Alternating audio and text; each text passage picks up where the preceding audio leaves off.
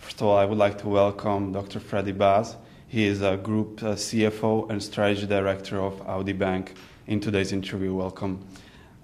First of all, according to Fitch ratings, Lebanon banks have a paradoxically low level of strength and low level of vulnerability. In their ratings release in January 2010, Fitch has given Lebanese bank a banking system indicator rating of D, indicating low strength. What is your overall assessment of the banking sector in Lebanon, and what is the outlook for 2010? Low level of strength and low level of vulnerability, for me, it's playing with words. Because what does it mean? At the end of the day, either you are strong or vulnerable. You see? No, I don't agree, definitely not on the statement, with all due respect. Because I believe that in a country which have witnessed over the last 3 years a cumulative real GDP growth of 24%, which have triggered in turn a corollary increase in bank assets by 55%, which also witnessed an increased pace of inflows, reaching a record high of $20 billion in 2009, translating into another historical record high balance of payment surplus of $8 billion. Cannot be characterized, as being vulnerable, not at all. Especially that this important growth witnessed in major banking aggregates. Total bank assets grew from $74 billion. Consolidated banks' assets grew from $74 billion to an excess of $115 billion between 2006 and 2009, without this important growth being detrimental to the financial standing. Because this is where it hurts. When a rating agency speaks in terms of low strength and low vulnerability, the measure is key performance indicators or key financial standing indicators. So we have been able to almost double the size of our assets without the space being detrimental to our overall liquidity, which is still one of the highest worldwide, with primary liquidity in Lebanese banks representing almost 50% of customers' deposits. And I guess you know what it means. For each $1 deposit you have in a Lebanese bank, we keep 50 cents as immediate cash available for you. It's one of the highest liquidity ratios worldwide.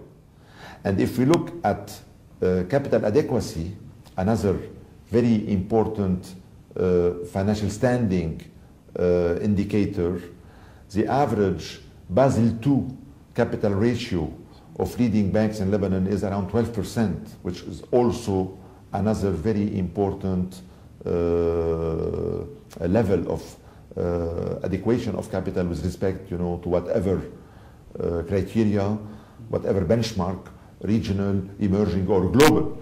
And if we look also at the asset quality, because this is a very important indicator for rating agencies, Lebanese banks haven't witnessed any significant impairment during the global turmoil with respect to our regional peers, emerging peers, and global peers.